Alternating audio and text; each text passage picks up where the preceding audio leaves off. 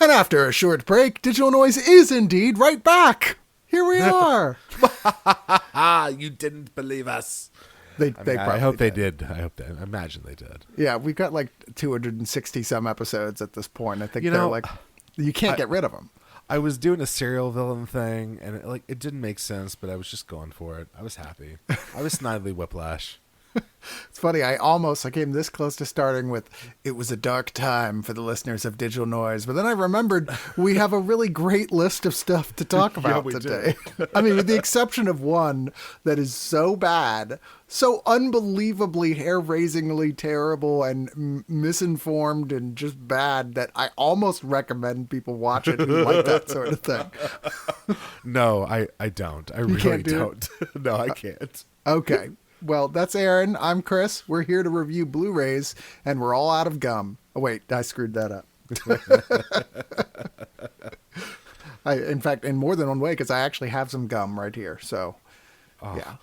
That joke messed up on multiple levels. It did. It was just not real. I feel like I'm lying to everyone. Let's not lie to people anymore. We're not even talking about a John Carpenter movie tonight. No, we are not. Oh, it makes me a little sad when we're not talking about a John Carpenter movie. I know, especially when Martin Scorsese is. I mean, wait, what? Did you not hear about this? Some review Martin Scorsese did of They Live came out as proof that, like, hey guys, just because Martin Scorsese doesn't really dig Marvel movies doesn't mean he doesn't appreciate genre fare. And it's him just like not lambasting. It's him just like worshiping the ground They Live walks on. Because it's this like intensely political, active movie that's like a very fun, populist tale, but also has a message that it is hitting hardcore. Okay, but I assume that review that was unearthed, as you say. Yes, I want to say it was unearthed. Came out some decades ago, and people change. I want to say so. Yeah. I mean, I'm with you. I don't think They Live is Carpenter's strongest film by any stretch of the imagination, but there's no question it's just delightfully fun.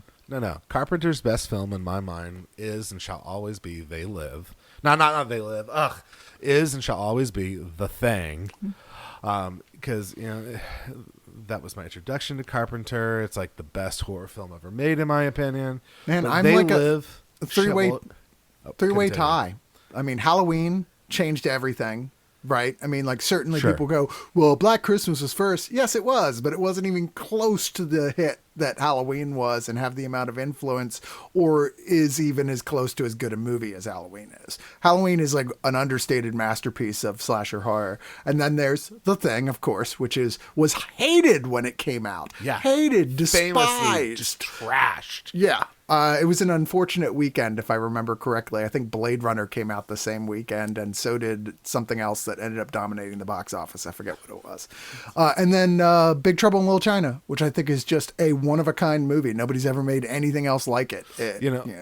I will admit, Big Trouble, I think, is probably the one that I have the most love for, just like in my heart of hearts. Yeah. But I've always been aware that it's a strange beast because I showed it to my friend a while back. And after we saw it, it was at the Alamo Draft House. Like, we sat up in the balcony. We did a whole thing of it. And he came out of the movie and just went, I don't think I've ever seen a more 80s movie in my entire life. I was like, yeah. Okay, fair. Yeah. I mean, yeah, it was in fact made in the 80s, so that would follow. I get that of those three films may be the least accessible to a bigger audience, but there's nothing else like it. Like I said, it's just so odd. Carpenter himself never made another movie like it. Nobody else has ever made another movie like it. And when they talk now about doing a sequel or a remake or something, I'm immediately nervous. I'm like, I think that's a lightning in a bottle situation, man. The only situation I would even mildly accept is if Carpenter comes back on at the very least as a major consultant, like an executive producer consultant, the way he did with the new Halloween. And B, the plot revolves around Kurt Russell and Wyatt Russell, his son he didn't know he had, who turns out to be leading a very similar lifestyle. I will only let that happen if it has nothing to do with the Little China aspect of it and is something completely different that is in and itself fascinating and interesting and for today's day relatively obscure. It should be Big Trouble in Little like Moscow or something like that. Just some completely different culture that we can delve into their mythos for. Yeah, agreed. Anyway, sorry, we have actual movies that are in our hands to talk about. We could do 18,000 shows about the merits of John Carpenter films. You say that, but I'm pretty sure everybody's favorite bit is going to be the last 3 minutes. Yeah. So we're going to get started here with talk about thirds. The Godfather 3, Coda, which they've just taken the 3 out of the title because Francis Ford Coppola, who is very into re-editing and remixing his own output, apparently, has decided that, well, I don't think it is a part 3. Part 1 and part 2 are one film, and they very much are. They're both based on the same book, right? Like, they're both halves of the same book. So that makes sense that that's part 1 and part 2. But part 3 was a completely new thing, not based on any original book. Wait, was it? My understanding was that part 3 itself was also wrapped up into the book, because I remember in high school seeing the last 5 minutes of this movie and telling someone that as they were reading the book, The Godfather, and not getting that they were at all related because I was dumb in high school. No, this was and they got really offended.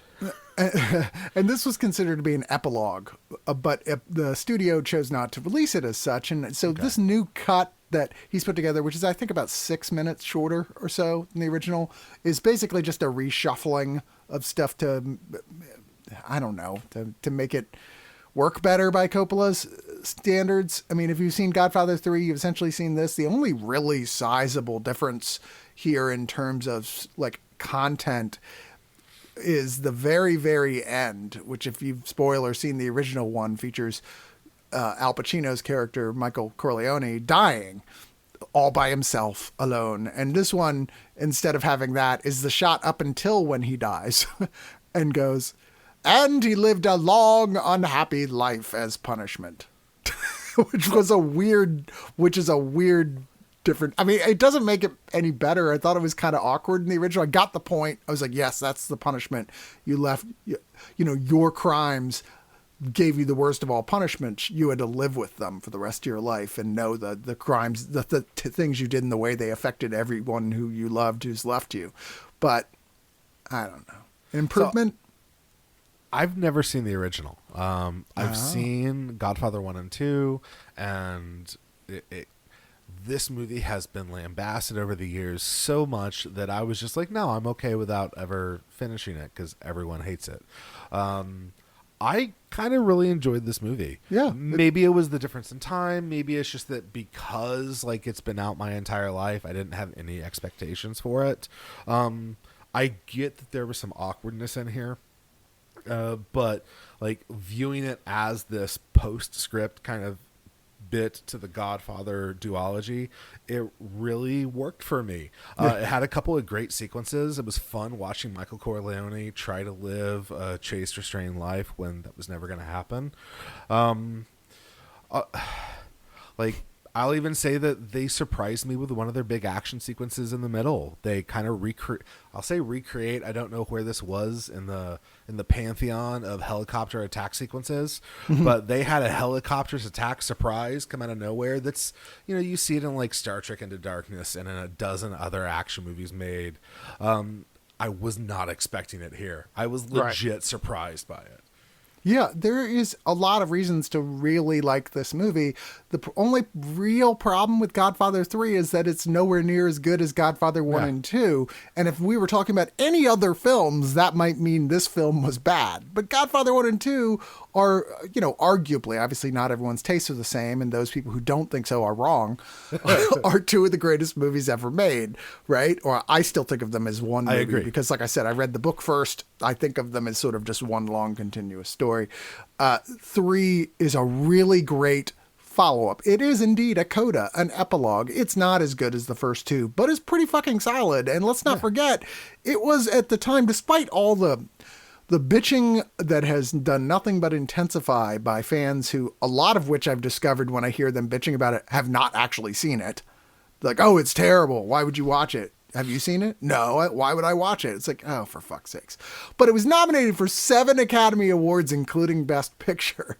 I mean, this is something that, generally speaking, the critics were like, yeah, this is a really good film. It's just not as good as the first two. Well, and the chief complaint that I always hear lobbied at Godfather 3 ends up revolving around Sofia Coppola just not being a good actress. She's not. And the whole idea of nepotism. And while, like, I will admit, yes, you're right, she's not the best.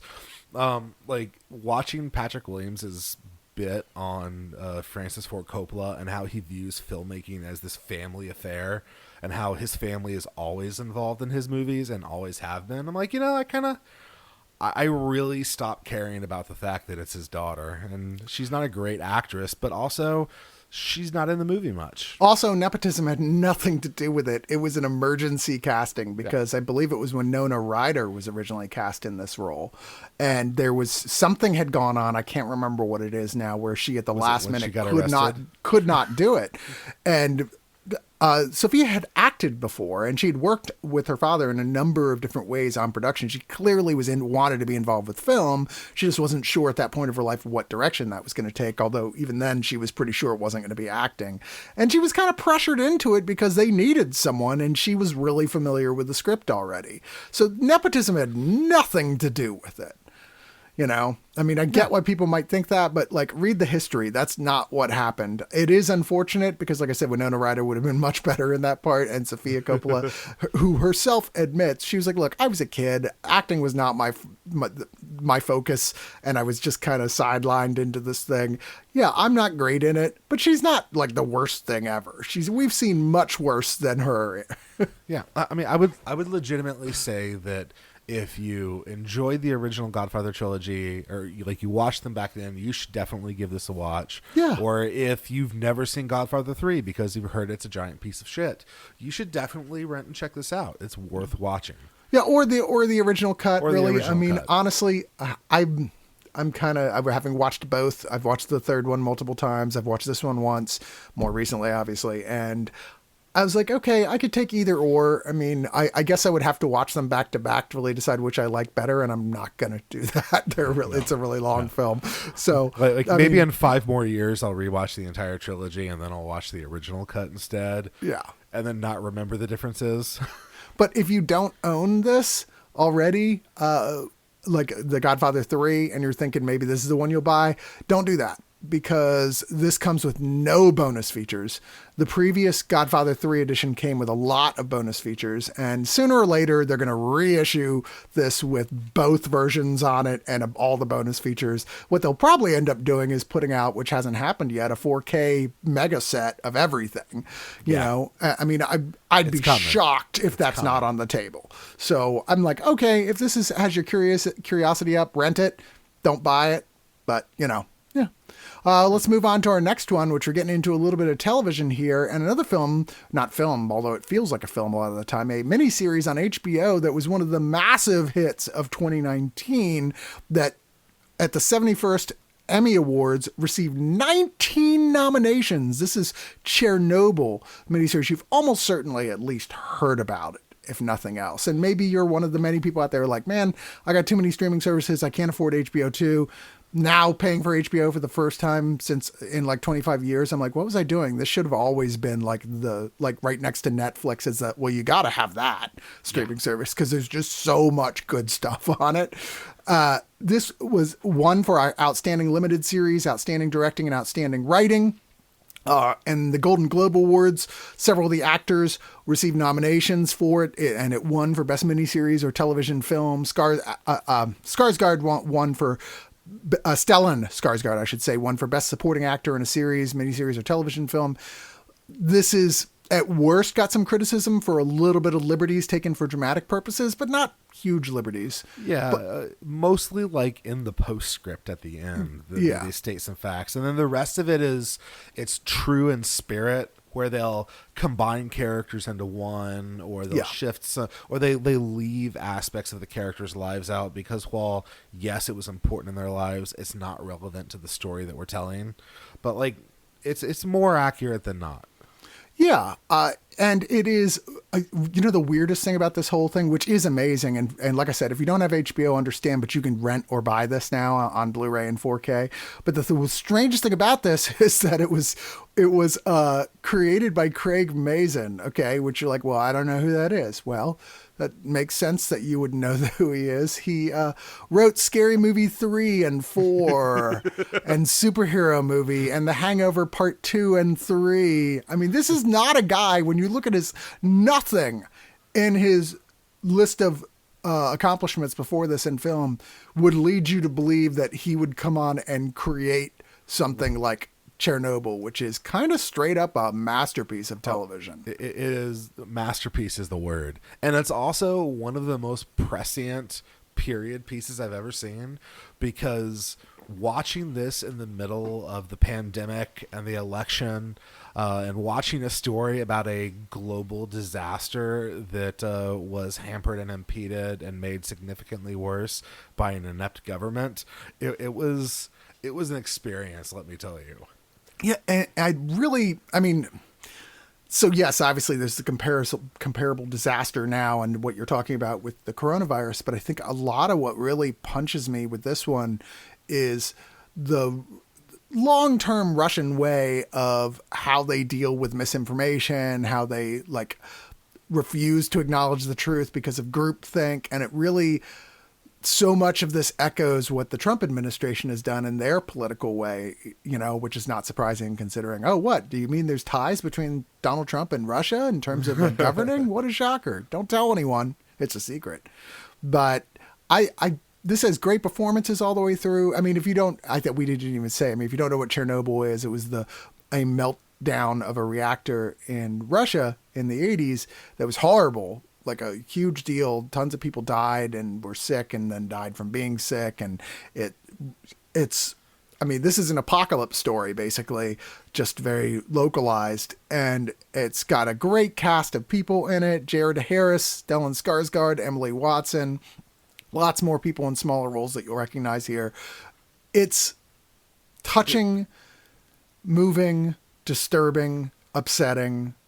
And by the end, you're just exhausted the way you are after you finish like Requiem for a Dream or something, right? See, I wouldn't compare to that, because when I went into this, I kind of dreaded it for a while and didn't watch it until I had to for review, because that's how it was pitched to me. And it ended up, because it's so focused on the technical aspects of how they actually responded to the disaster. Yes, it is a gut punch, and there are some really horrible and dramatic things that happen, but it never just destroyed me. Okay, not never destroyed me. It didn't often destroy me. It ended up being like fascinating and dark and haunting, but still something that you could not be completely a wreck by after you finish it, like Requiem for a Dream.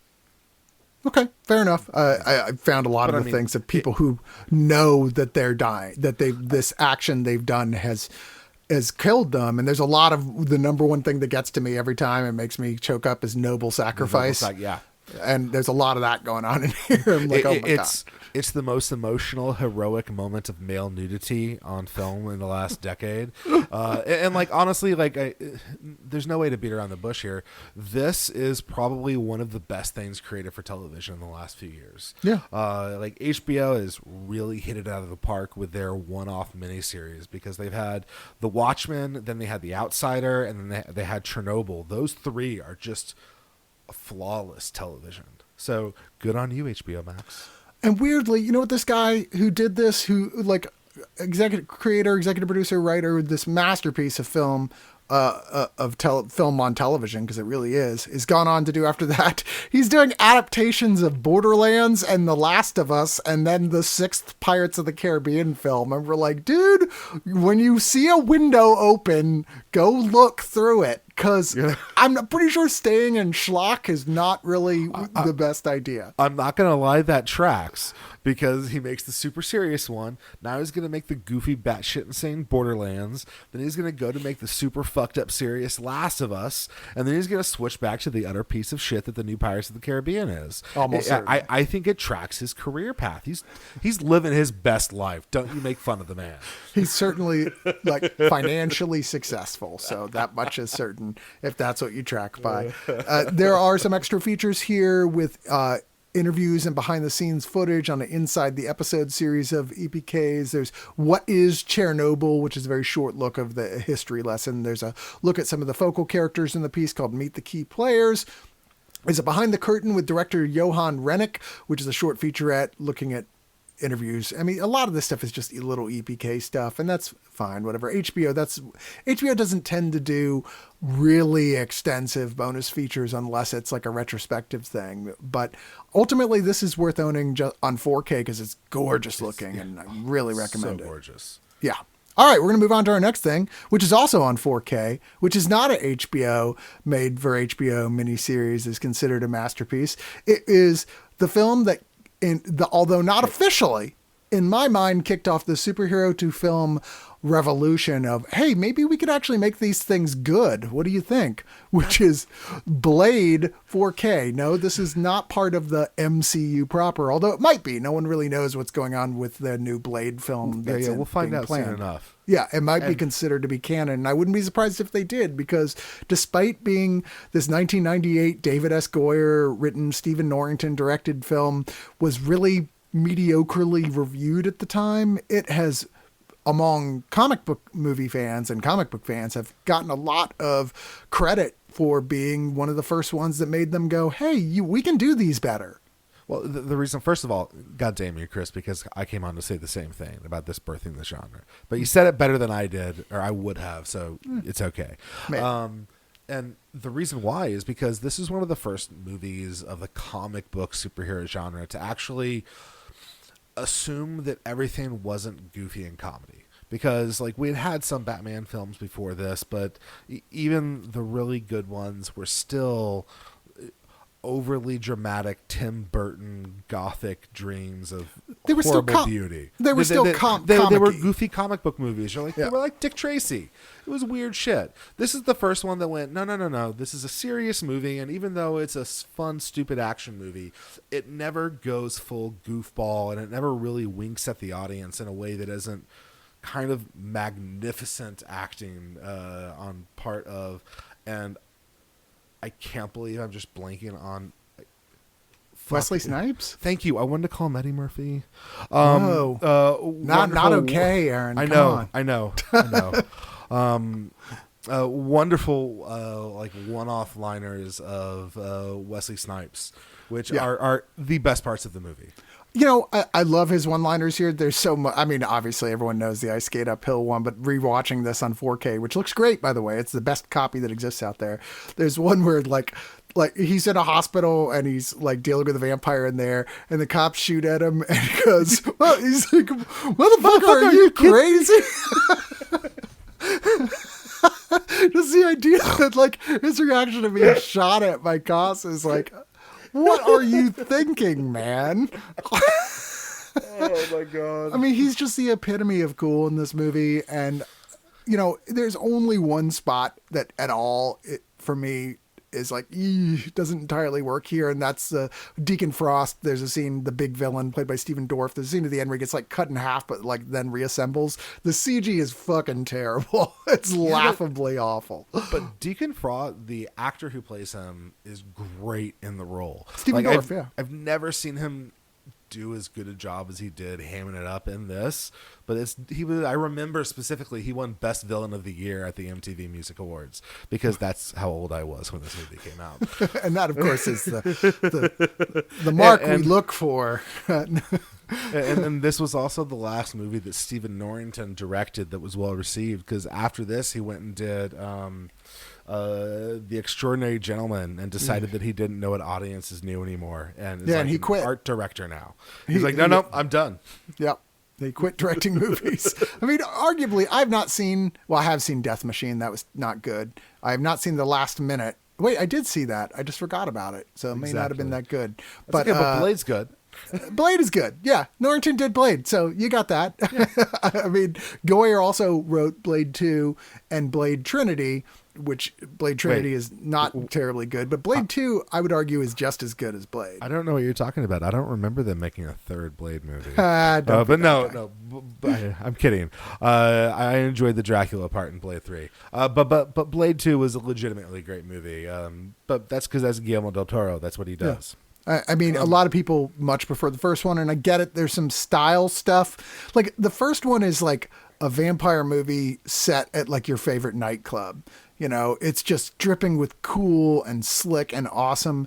And the second one is a Guillermo del Toro film, which means it's like lots of really crazy, squicky monsters and like deep cut Lovecraftian referencing. So they're very different films in a lot of ways, with the exception of Snipes, who is still playing this ultimate cool vampire slayer guy. But some of the stuff in Blade 1 is so iconic, just from the opening with the nightclub that sprays down blood at the height of like the sort of rave music playing, is like, when we saw that, we were like, this is fucking cool, dude.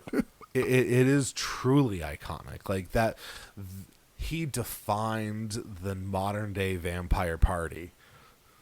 And skinny Donald Logue playing the first toady of the main bad guy here, like, who keeps not dying. Yeah, like, he almost getting killed. He loses a limb in every scene he's in. And Tracy Lords is a small role early on in the film, who leads the sort of victim to the blood rave. But yeah, really recommend this film if you've still not seen it. Yeah, it's silly, but it's awesome silly. I mean, maybe some of it is nostalgia, but come on, man, there's just no shitting on Snipes in this role. And also, I stand by at what I've always said. At this point in time, when this movie came out, Wesley Snipes was absolutely the best Westerner actor to do physical martial arts type stuff on film, because he actually knew it. He is an accomplished martial artist in real life. He knows how to do it. No, I mean, I'm sorry. I would put his performance on film and knowing how to do these scenes up against any of the other major guys like Chuck Norris or Steven Seagal or anybody like that. You're preaching to the choir here. I'm a staunch Wesley Snipes fan. Actually, one of the things that's maybe most sad about kind of how everything's progressed in Hollywood is that because he made some bad business decisions and got some really bad advice, he's been relegated to shitty movies. And that stinks. I would really enjoy seeing Wesley Snipes in quality big budget action movies as an older hero. Like, he would do a good job.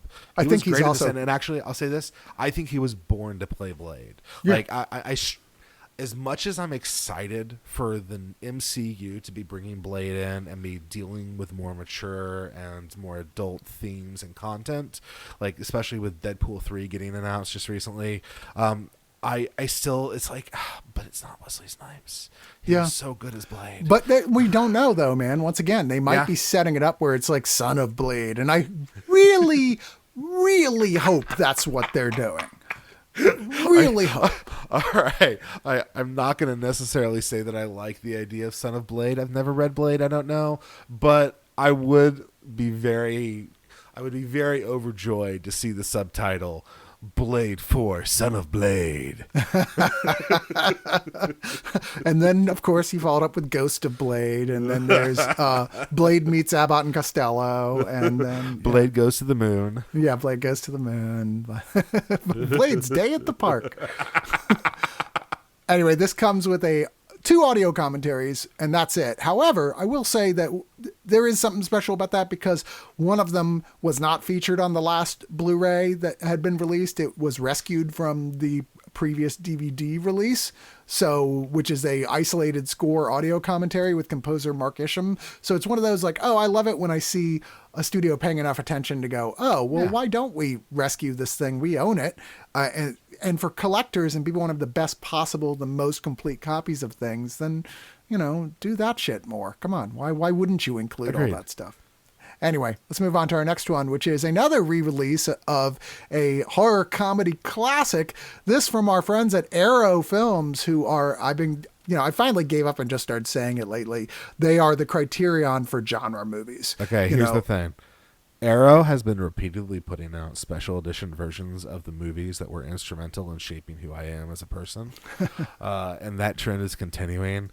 Tremors is a movie that I am unable to process on any way but as a 5-year-old kid seeing it for the first time. And I don't care that I'm just like letting everyone know I am not an unbiased critic on this. I love you, Arrow. Thank you. Yeah, Thank you. and this is not one I expected for them to put the amount of work into that they did.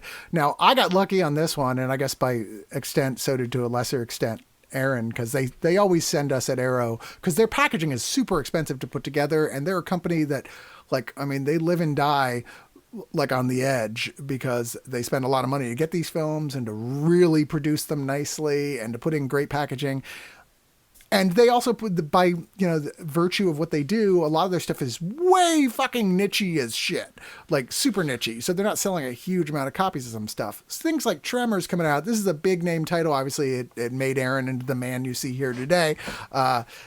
And so they really went all out with shoving this thing full of bonus features with physical bonus features. But the reason I say we got lucky is because after this huge success, like really, from what I heard, like one of their biggest successes ever with the Gamera box set that they put out. So good. Thank you, Arrow. They got our buddy and contributor to one of us, Matt Frank, to do the cover art for each one of the separate slide in ones. And I know you've got the actual set, right? Absolutely. You can actually, if you're watching the video review, you can look on the camera and see me pointing to it on my bookshelf behind my head right now. Very, very proud of it. It is featured. I'm very proud of this bad boy. It's a great set. We reviewed it earlier on one of these episodes. I'm not as big a kaiju fan as some of my friends. Present company not excluded, of course. I am. But I do enjoy kaiju to some extent, and I enjoy Gamera probably even more than Godzilla. I know I'm weird in that way, but I think it was that they're being that pleased with it. They were like, hey, do you want to do Tremors? Which isn't technically in Matt Frank's wheelhouse. He's more of a giant monsters and Ultraman type of guy, but he was like, you know what? I love Tremors, and they are technically giant monsters. I was going to say, I would classify Tremors as giant monsters. They're like giant earthworms. So they generally only send me the white discs, which is why I was talking about how expensive it was for them to produce this, which is fine. I get it. They're at this point, they're not as big as Criterion. They can't be affording to sending all the press and little press like us the full editions of this stuff. And that's fine. I'm just happy to have the Blu-ray or 4K quality stuff that they are sending. I mean, if you guys ever change your mind and want to send me the whole packages, I wouldn't argue. We'll accept that. In this case, Matt was sent a whole box of copies of it because he did not just the art for the cover, but lots of internal art. Like there's a fold out poster showing the anatomy of the graboids, the monster from which, by the way, he had to actually come up with some of it because it had never been detailed before. So he had to like research it and to, like say, well, what if we put this here? Like some of that now the canon of what the graboids are in the Tremors franchise is because of Matt Frank. He invented that, which I think is kind of cool. I'm not going to lie. I might still buy it just for the special features. Well, anyway, yeah. And since we're talking about Arrow too, I just want to call out because I love them very much. They have a streaming network. You should go and sign up for it and pay them money. It's great. Yeah. The bulk of their stuff anyway, on there for streaming. But so I only got the white disc sent to me, but then Matt was like, well, I've got all these copies. Why don't I give you one and I'll sign it and all that of the actual full physical set. I'm like, ha! So I was like, hey, Aaron, you can just keep those white discs. I'm jealous. Yeah. But very grateful. Thank you very much. It's amazing. I squeed. And there's one thing missing. And I only call it the one thing missing because they have a great special feature. So if you're like me and you grew up watching this movie after it was recorded on Paramount, which was Channel 20 back in the day, you actually grew up not with the cut that's present on this disc, but with the edit, which has like a minute maybe of violence edited out, just a little bit of blood and guts, but mostly is language dubbed over with some truly remarkable and wonderful lines. And So the one great miss is that they don't have that version of the movie on here, which, they're such a big stickler for making reference quality versions of this. And with Gamera, they have all those kinds of weird ass one-off versions of the dubs. I really wish they had included it here. But instead, what they include is like a sizzle reel of all the best moments in the Tremors franchise or the Tremors movie that were edited and changed. So you can watch it like as it was in the movie. And then you can watch it with the various versions of Pardon My French. Yeah, and there's some deleted scenes. I didn't have the previous Blu-ray, so I'd never seen them, but that are really worth seeing, like whole extra sequences that I was like, oh, wow, I didn't... there's a whole opening that was completely different, as well as a brand new documentary produced by Universal, which is surprising because they really don't do that with retro catalog stuff very often, called Making Perfection. And then there's a bunch of new interviews that Arrow set up with like the co-producer, the director of photography, associate producer and second unit producer. There's a look at the really still hold up amazing physical effects for the Graboids, digging the dirt of the visual effects of Tremors, where they look at the crew, talk to the crew from that. There's another new piece featuring the film score and talking about that. And then there's some archival documentaries. There's a lot of shit in here. The original EPKs that were produced, all the trailer and radio spots and the VHS promos and image galleries of all kinds. I mean, there's a extended... I mean, this is 2 discs, right? So there's a lot of extra stuff here. Extended interviews from Making Perfection, which is the look at actually the new documentary. So this is like more stuff that didn't get included in the final cut. There's interviews and short films as well. Early short films by some of the people involved with this, including the director, Ron Underwood. I mean, this is, and like I said, this slipbox 60-page bound book with it, and inside a slipcase, a fold-out poster, a smaller fold-out double-sided poster, 6 double-sided postcard lobby card reproduction art cards, a joke coupon for Walter Chang's Market for renting a video. If you have the non-slip cover and you have the plastic case one, there's a reversible sleeve. This is an amazing set. We didn't even talk about the movie itself, but if you don't know, small Texas town, giant monsters that crawl under the ground start coming up and terrorizing the town, and everyone relies upon the skills of Kevin Bacon, Fred Ward, Michael Gross, and I'm blanking on what the hell her name is, the female lead here, who was not as successful later in her career as they were. But anyway, really fun, kind of classic. Definitely a cable, like an 80s cable classic of just playing, 90s cable classic of just playing in heavy rotation all over the place. It's funny. It's smart. It's bloody, but not bloody. It's definitely scary. It's PG-13 bloody. Like, there's some blood and guts, and there's a little bit of cursing, but that's about it. This is a great, just little monster movie. It's, in my opinion, Kevin Bacon and Fred Ward's best movies. I unabashedly love this. It's really, really terrific. And it's the first in the franchises, followed by 5 direct-to-video sequels.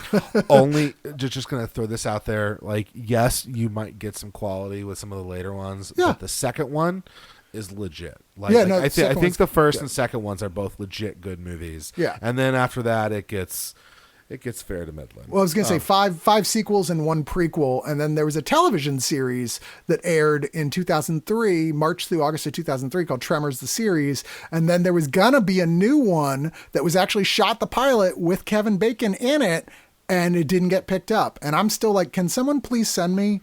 Yeah. Anyone out there, can you send me? I don't want the script. I want the actual pilot. I want to see this. I want to see it. Give me more. Yeah. But I hope that the sales of this thing are sufficient where they just say, fuck it, we're going to buy the rights to all of them and just put out a fucking box set. Because I haven't seen every Tremors film. I've seen most of them. And at their worst, they're just, they're silly B movies. Dumb. Yeah. But I've enjoyed every single one that I've seen to some degree or another. Arrow's adoption of 4K, I think, has been pretty stellar because they did Flash Gordon and they're about to release Akira as well. Like, I think I may have an interest in picking up like everything they're actually putting on 4K. So our next one is that, oh, remember when we were talking about there was one movie that was so bad you wouldn't believe it? Well, that is Smiley Face Oh my Killers. god. Yeah, oh my God, is right. This is directed by Tim Hunter, who's mainly a television director. But he did in fact get his name known for directing the huge cult success film River's Edge in 1986, which starred Keanu Reeves, Crispin Glover, Ian Sky, Daniel Roebuck, Dennis Hopper. I mean, it was a big deal to people who loved cult movies when it came out. And I still go back and rewatch it. Like, really bizarro, fun as shit, dark little movie. This movie, I guess its biggest claim to fame is that it was written by Brent Easton Ellis, and I believe it was written, I want to say it's the first thing he ever wrote for the screen that was totally original, like not based on one of his own books, right? And obviously he's had a lot of movies based on his own books, but like this was, okay, for the movies. And I'm going, well, I like to some extent or another Bret Easton Ellis movies. You? Like, I'm not gonna lie, I kind of had a sit down look through of his career after I watched this movie, and I have come to the realization that while I may respect some of his stuff, I don't like any of his stuff. Yeah, yeah. He's a nihilistic dude. He is. Who likes And very beautiful people doing very horrible things. you know what the best adaptation of his works are? It works is American Psycho. And that's because they looked at this book, which is, by the way, I'm sorry. I know there are people out there who love it, but I thought that book was the most narcissistic piece of garbage. I really hated it. And they took it and went, there's no way to make a good movie out of this. So we're just going to say, fuck it. And we're going to play it for laughs. And that's exactly what they did. And you ended up with an actually really entertaining, but dark as shit black comedy of a horror movie. Really recommend that particular movie. Everything else is like, yeah, it's really, really incredibly glamorous, pretty people who are just, but horrible inside. Yeah. And why should I care? And this is not that exactly, because it doesn't resemble those type of movies. It's not a yuppie dialogue the way those movies are, but it's based on the completely debunked smiley face murder theory, which, look it up for yourself. But it's the idea is that there is a cult of people that has been abducting and murdering pretty men for decades, and they leave a spray painted smiley face in places where they did the murders. Once again, completely and utterly debunked. But this treats it as if it was real, following a to be murdered guy. That also sounds like the smiley face killers are actually a really relevant part of the vast majority of this movie. And they're not. Like, so this is one of two movies that we have this cycle that I kind of halfway refer to as plotless movies. The other one we'll get to, I actually adored. But there's not really much going on. It follows this guy who he has some kind of emotional disorder that he has to take medication for. He's gone off the medication and all of his friends are worried. And the story ostensibly is about the smiley face killers murdering some people around him and then making it look like he may or may not be the person who did it.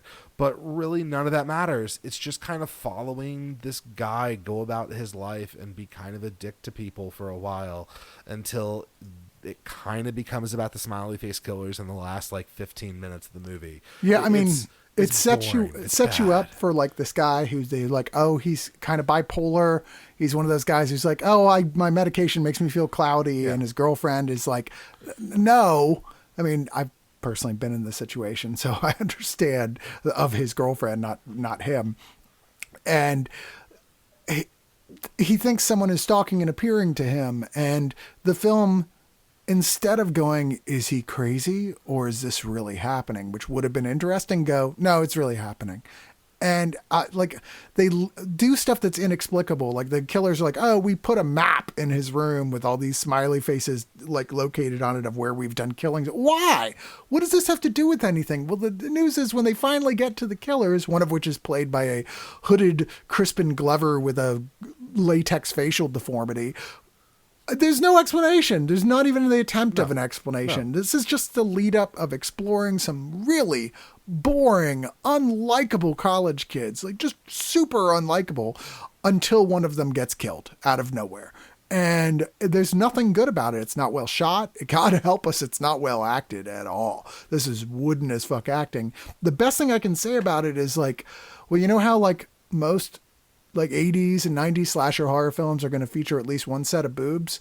Well, this has got a lot of penis in it. So if that's what you thought you were looking for, I want to see a horror movie with a lot of naked men. Birthday suit Samondo for the main character here. Oh my god. No. I was trying to sit here and think like, am I just looking at this movie wrong? And is this like one of those great trashy movies? And It's not. it's like just not for me, and that's why I didn't get the allure, but I'm pretty sure this is just a terrible film. It's trash. Yeah. There's a behind the scenes for 8.5 minutes. There's the trailer, and that's it. Yeah. There are going to be those people who are going to take something away from it being like just an example of how not to make a movie so literally that it's laughable. Like, you're like, what are you doing at points? But I can't, it's dull. It's not fun enough to warrant me saying, yeah, you should check it out. You know, I mean, there are movies that I'm like, this is a great, terrible movie, like Slumber House Massacre 2. No, Come it's on. not. It doesn't even do us the honor of being offensive. It just is. Yeah. All right, we'll move on to something I genuinely really, really liked. This was one of my favorites that played at Fantastic Fest this year, the digital online only Fantastic Fest, but hey, what are you going to do? And that is The Wolf of Snow Hollow, a comedy horror film written, directed by, and starring Jim Cummings. Now, if you don't know that name, you should look into Jim Cummings. In 2016, he was first did the short film called Thunder Road, then he remade it into a 2018 feature film of the same name. This could be a sequel to Thunder Road, just where Thunder Road was a dramedy featuring Cummings as this sort of neurotic police officer character. Here, he's playing basically the same character except with werewolves. And he's a small town deputy. His dad, played by one of the very last roles, may have been the last role. It was his last role. Yeah. Robert Forster is ill, and he knows that he's going to be asked soon to sort of step up, but he's kind of freaking out about that.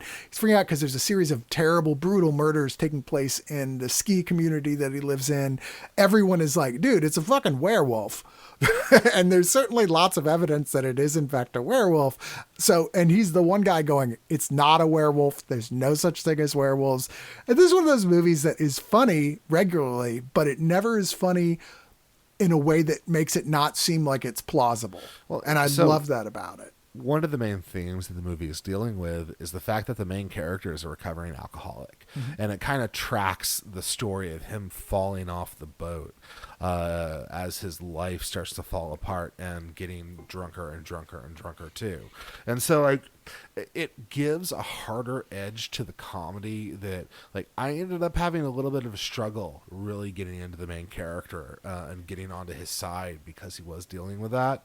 But like the overall story, it works. It is still really funny. And while I admit there are a couple of twists that I was like, God damn it, I wish he hadn't done that. It worked. It just wasn't what I wanted. But that's fair. I remember when I was seeing this and Thunder Road as well, I was like, this is a story of a very complicated person who's not very pleasant to be around. But the story of that breaking point when they learn why their behavior is bad and what they should do to fix it. Yeah.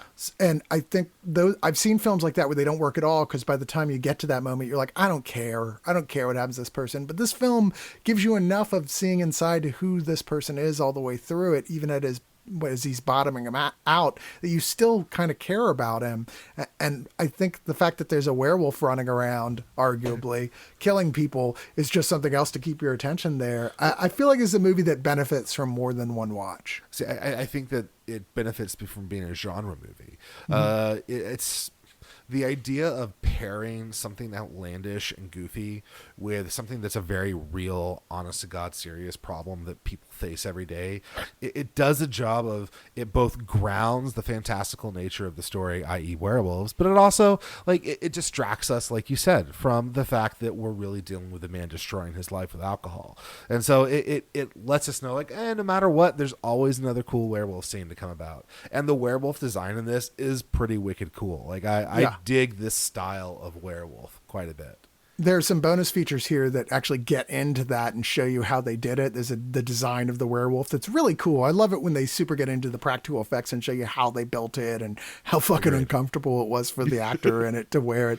But there's 3 other short EPK features like that in here that are all interesting to some extent or another. I would have liked if there was like a feature-length documentary, because I think this is an odd little movie. Some critics referred to it as, I saw more than one person say it's Fargo meets Silver Bullet, which I don't agree with. But there's no question there are influences that come from other werewolf films. There's influences that come from the Coen brothers. But at no point does this feel like I would say it's taking anything directly from either one of those things. No, it's definitely its own thing.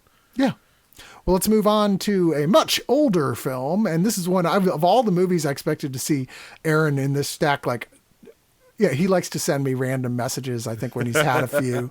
You know what I mean? When he's like Jim Cummings in the last movie. When I have strong feelings. When he has strong feelings about something, he'll text me sometime just like a whole diatribe, and it's very amusing to me. But this one, I was like, really? 1970s Diary of a Mad Housewife is the one that set you off? I fucking adore this movie. This is maybe the best time I had, aside from Tremors, out of this entire set. Wow. Yeah, I love this movie. It spoke to me in a way that I was not prepared for. So Diary of a Mad Housewife is a 1970s movie that's basically a look at marriage and life for the domesticated housewife in that era, and it is as relevant today as it was back then. The main character, and I should pull up my IMDb and have all this on hand. I'm sorry I didn't. That's why I sent you the links. I know, but as you said, I've had a few, and so sometimes it inhibits me. Carrie Snodgrass who was nominated for an Academy Award for Best Actress for this and won the Golden Globe for it. Justifiably, she's amazing.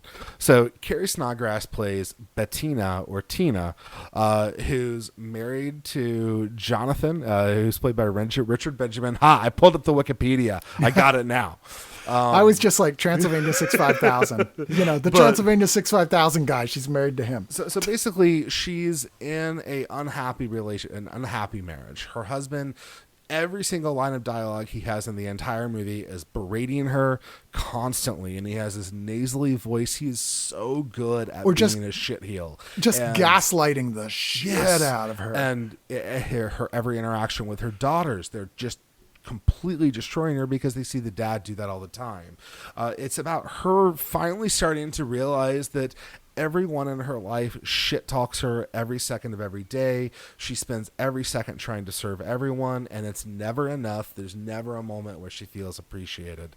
So inevitably, as you do in that situation, she starts looking for comfort and starts up an affair with... She has a type, is all I'm saying. She has a type. With although not physically, Frank Langella, who's always going to be, to me, the 70s Dracula. Is like the sexy Dracula. But yeah, who's basically, like I say, he has a type. He's an abusive more asshole. Intensely abusive asshole than her husband is right from the get-go. The only difference is he at least is a good fuck. Yeah. But the cool thing is that she also goes in like knowing that, and so that's the part that kind of really got to me, and why I love this movie so much is because it's a woman who is abused verbally so often by so many different directions that it's her standard state of being. And watching her try to struggle with that and find any kind of achievement in that, like once you get connected to the character, it's a harrowing story. This was like watching Requiem for a Dream for me. Like it pulled me in like that. And then the thing is at the end of the movie, there's really not a resolution. There's not a point where she gets a happy ending. No. She just gets a slightly different flavor. And the kind of point that the movie is making is that that's exactly what was facing housewives of the day, and that's exactly what's facing a lot of people now. Like, with one of the sad sides of the pandemic is that with everybody being stuck near their horrible or hopefully wonderful partners in this time of quarantine, there are lots of people who are stuck with really, really unpleasant people. Yeah. And so like I felt for the character. I really got into it. I think this was a really powerful, relevant movie that I recommend to anyone. I loved it. I'm actually with you, Aaron. I thought this was great. It is you kept going as you're watching it. Where is this going? Because like I said, she goes right from one asshole to an even bigger asshole who, like you said, at least he can fuck, and is good looking. But I'm going, what is this movie's point? And at the end, you totally are like, this is a three-dimensional real person that is flawed and doesn't know what to do and is lost, is adrift. And the final shot of this movie where you were revealed that she's been telling this story to a therapy group after the fact, and they all immediately light into her and start giving her shit for not being in a traditional role as a woman and a housewife. I was like, oh, okay. Although I'm curious, tell me that wasn't Peter Boyle. It was Peter Boyle. In that. Okay. Yeah. When they cut to Peter Boyle in the final sequence, I screamed. I was like, what? Yeah. Nope. That was Peter Boyle. There was there was somebody else who had a cameo in here too. And I'm blanking on who. Oh, Alice Cooper. What? He's in the band playing at the party. I did not. Holy shit. Yeah. Crazy, right? But yeah, this is a Kino re-release, and it's a hard watch, but it's kind of an important watch. I mean, especially if you are interested in exploring feminism and feminism of the time. It's a movie that isn't about characters yelling about feminism. It's about watching what it's like to be in the world without feminism. Yeah. You know, Yeah. it's disturbing. This is one of the movies that if you can at all enjoy a drama, I think that this is a required watch. Yeah. There's a new audio commentary by screenwriter Larry Karaszewski. I don't know if I'm saying that right. And two film historians, theatrical trailer, and trailers for some other Kino releases. But yeah, it's really good, and it is well worth seeking out, even though, like I said, it is going to be distressing. We're going to finish up tonight with one of the most talked about movies of 2020 for those who actually went out to go see it. I was not one of them. I was not willing to go to a theater to go see Christopher Nolan's Tenet, no matter how much I was looking forward to it, which was quite a bit. I've always been very mixed about Nolan. I think he makes beautiful movies that sometimes are kind of shitty. So my theory about Nolan is he makes shitty B movies with an air of austerity and culture. So it's so weird. Like a film like Tenet or Inception that pays so much attention to the micro details of making everything fit together in a technical aspect. And then he makes a film like Interstellar that's way lazy about making it all work on that level and fitting the science. And I'm like, I don't understand where you come from. So he really enjoys grindhousey B genre pictures, but he puts a lot of money into them to make them feel very real, and he pays a lot of attention to the minute detail, but he always is sloppy in his script. Christopher Nolan scripts are sloppy when you get to the big details. The Dark Knight Returns is when we start to really see that shift. But like even Inception, like there's still some aspects of that movie that are super sloppy. We just forgive it because it's such a great heist movie. And every movie is a balance of what's good to bad, generally speaking. So I'll admit, Tenet is one where I think his bad habits outweigh his good habits, but it's him taking on I'm not going to say the time travel genre, because as much as this movie has time travel in it, it's not about time travel. Yeah, it's chronal distortion, not time travel. It's a James Bond spy movie. Yeah. Is what he's really making a movie about, because it's about a spy who is trying to stop a billionaire, mad, power-hungry guy who basically has decided that since he knows he can't live in the world shouldn't live without him.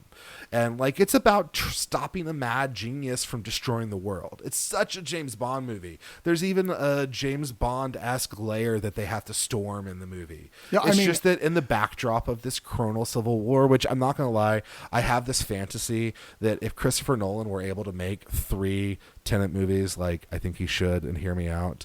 The second one would be from the point of view of the people who are going backwards in time, where the protagonist, I put that in quotes, is the actual bad guy.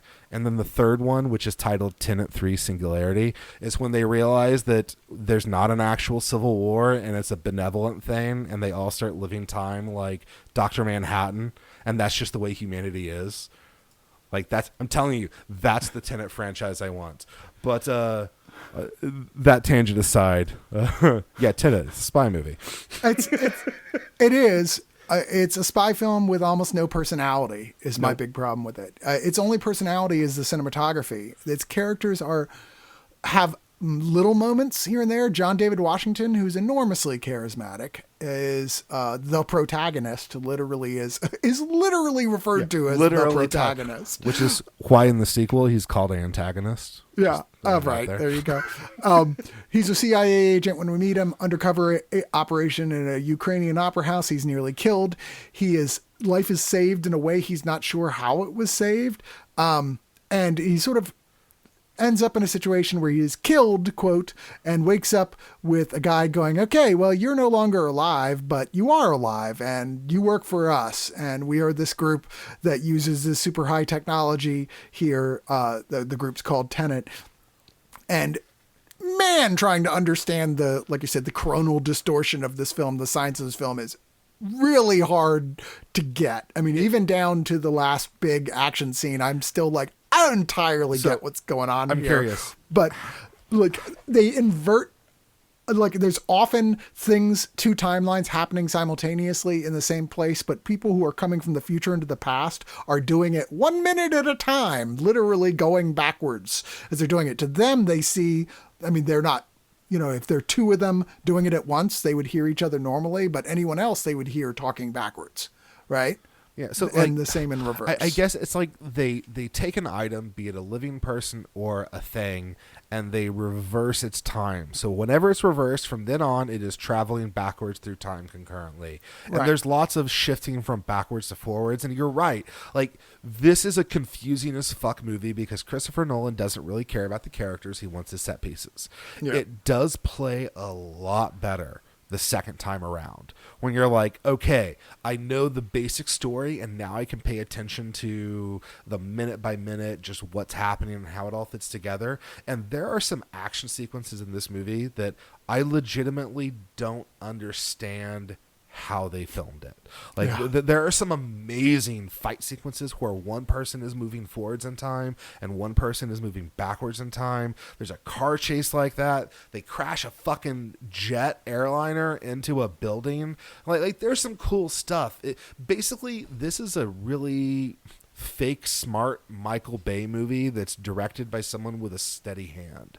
And like that's how I saw this film. So I ended up getting a lot of enjoyment out of it, especially the second time going, this is a dumb action movie. It can lose half an hour at the drop of a hat. Oh, you could easily lose 1 to 2 of these action sequences and the movie would be better for it. Or just long dialogue sequences.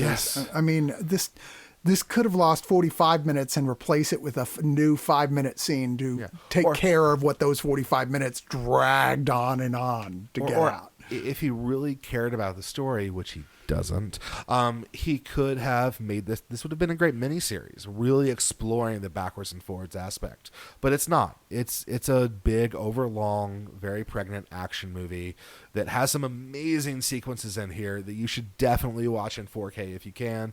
But don't get your hopes up. It's a dumb movie. Yeah, it's just a fun, dumb movie. Nolan is a tech bro, no question. He is a really wildly talented tech bro, but story is not his strong point. No. It depends on who he's working with, quite frankly.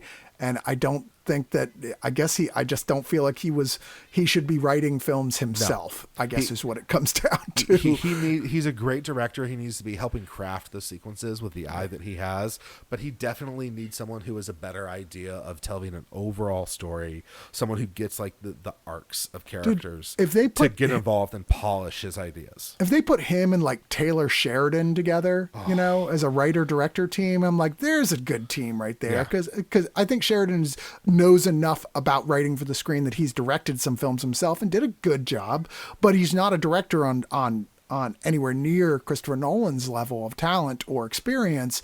Nolan has never been terribly great at writing scripts, but he certainly knows how to take someone else's script that's really good and make a really good movie out of it.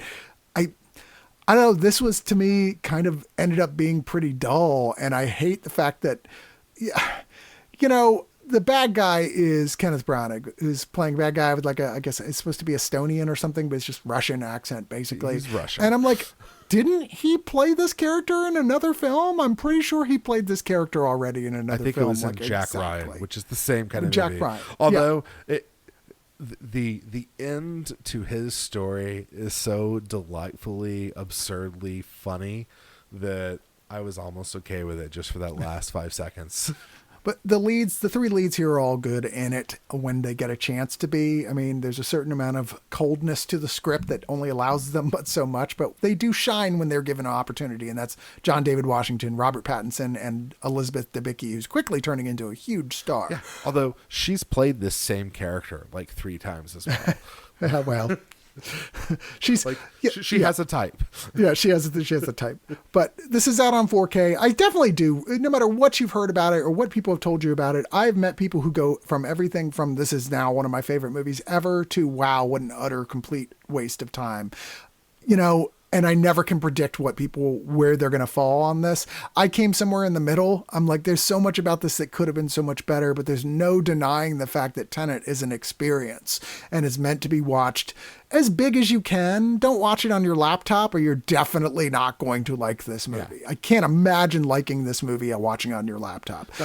Watch on the biggest screen you can. If you wait till there's a retrospective, I'm sure they're going to, once theaters are fully reopened, they're going to end up shoving this back out again to give more people a chance to see it in the theater. And even I, who was very mixed about it, would consider seeing this in a theater to get the full effect. It's beautiful. It's just not terribly good. It's, you know what, you got it right. It's a big, dumb, beautiful, technically impressive, okay movie. Yeah. There's a lot of bonus features here, about 76 minutes of mini EPKs that come together into one documentary about the film. That this is a 3-disc 4K collection. So, you know, I mean, the bonus features are all on a second Blu-ray that are in here because the first Blu-ray is just the movie. It's a long fucking movie. That's like 2 hours and 40 minutes, I think. Yeah, that's a long fucking movie.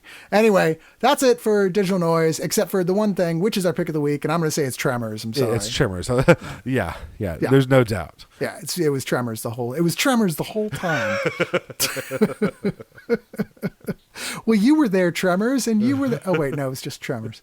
Anyway, that's my co-host, Aaron. You can see him not only here and on our reviews at one of us on the Screener Squad reviews, but he's also on the Mission Impotable podcast. What? You can also follow me on Twitter at Father Baldor. There you go. And we'll be back actually quite shortly with another episode. Thanks, everybody.